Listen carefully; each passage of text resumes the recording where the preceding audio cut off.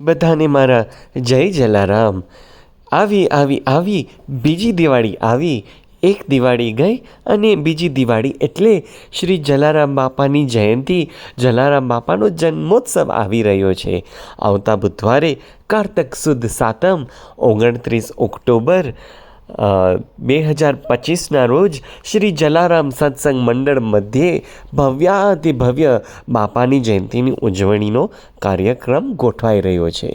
સવારે 6 વાગ્યાથી 8:30 વાગ્યા સુધી બાપાનો ભવ્યાતિભવ્ય અભિષેક થશે.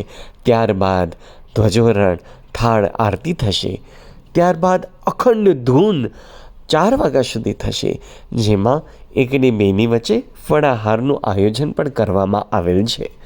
ત્યારબાદ 4 વાગ્યા પછી આપણે ભજન ધૂન કરશું, બાપાના ખૂબ ગુણેલા ગાશું, કાલાવાલા કરશું. તેમના પછી 7 વાગ્યા પછી આપણે થાળ અને આરતી કરશું અને બાપાને ખૂબ ખૂબ રાજી કરીશું. આ દિવસે અન્નકોટનું પણ આયોજન કરવામાં આવેલ છે. તો જે કોઈને અંકોટમાં પ્રસાદ દેવો હોય તેઓ મંગળવાર સવારે અથવા બુધવાર સવારે મંદિરે અન્નકોટ પહોંચાડી દે. હવે એક વસ્તુ ખાસ મારે તમને કહેવી છે. આપણે આ દિવસે બાપાનો રાજીપો મેળવવો હોય તો શું કરવું જોઈએ?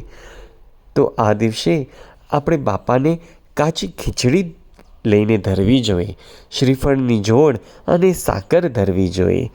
આપણે દિવેલ માટે ઘી લઈ જઈ શકીએ, ધૂપ માટે ધૂપ સળી લઈ જઈ શકીએ. કાંઈ ન થાય તો છેલ્લે બાકી રૂનું પેકેટ પણ આપણે ધરી શકીએ. અને મોટામાં મોટી વાત, એકદમ બાપાને પ્રસન્ન કરી દેવા હોય તો આ દિવસે કોઈ ગરીબને આપણે જમાડી શકીએ તો બાપા ખૂબ જ રાજી થશે. એ ન થઈ શકે તો કાંઈ નહીં, પણ આપણે દૂધ ને બ્રેડ પણ કોઈ ગરીબ ગુરબાને, આપણા ઘરના અસ્કારીને અથવા ઘરના કામ કરનાર વ્યક્તિને પણ આપણે દઈ શકીએ છીએ. કોઈના પેટમાં એ દિવસે અન્ન આપણે આપીએ કે એને જમાડી તો બાપા બહુ ખુશ થશે. તો આ છે શ્રી જલારામ જયંતિ મહોત્સવની ઉજવણીનો કાર્યક્રમ. તમે બધા ખાસ દર્શન કરવા અને મહાપ્રસાદનો લાભ લેવા ચોક્કસપણે પધારજો. જય જલારામ, જય જલારામ, જય જલારામ.